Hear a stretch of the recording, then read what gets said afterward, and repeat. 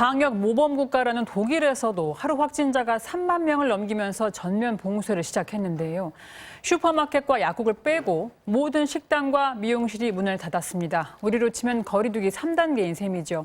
자, 그렇다면 자영업자들 임대료는 어떻게 하고 있을까요? 임대료와 인건비를 정부가 지원해 준다는데요. 남의 일이 아닙니다. 베를린 윤장열 통신원 연결돼 있습니다. 안녕하세요.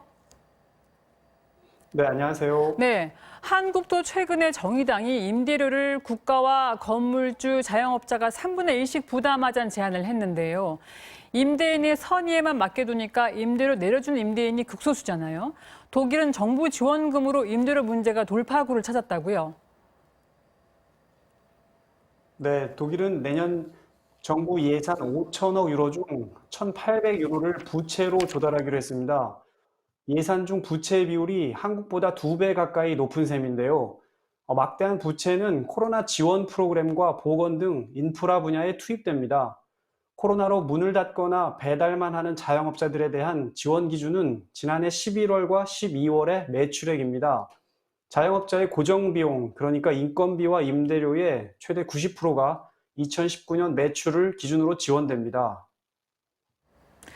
네, 빚을 내서 지원하다니 대단하단 말밖에 할 수 없는데요. 임대료의 최대 90%까지 지원된다는 게 참 실감이 잘 안 나는데 문 닫은 미용실과 식당을 직접 들려보셨다는데 예를 들어 설명 좀 해주시겠습니까? 생필품과 약을 파는 슈퍼마켓과 약국을 제외한 대부분의 가게들은 문을 닫았습니다. 허가받은 일부 식당은 포장 음식 배달이 가능한 상황인데요. 지난 11월 문을 닫은 베를린에 있는 한 식당의 경우 2019년 11월 매출액인 10,000유로의 75%를 지원받게 됩니다. 10,000유로의 75%인 7,500유로가 코로나 지원금이며 각종 세금을 제외하면 약 6,000유로가 실제 지원 액수입니다. 식당 주인은 11월 임대료 1,500유로와 2명의 인건비 4,500유로를 충당할 수 있습니다. 배달이 가능한 식당에서는 작년 11월 매출액의 75%가 아닌 50%만 지원되기도 합니다. 네, 정부가 나설 수밖에 없는데 복지 선진국이어서인지 차원이 다른 것 같습니다. 이번엔 스위스에 본부를 둔 세계보건기구 WHO 얘기를 해보죠. WHO가 백신 접종을 젊은이들을 콕 집어서 권하면서 성탄절 축하 파티 자제해달라고 요청했다죠. 네, 슈피겔지가 세계보건기구 코로나 기술 책임자인 마리아 반 케르코브를 인터뷰했는데요.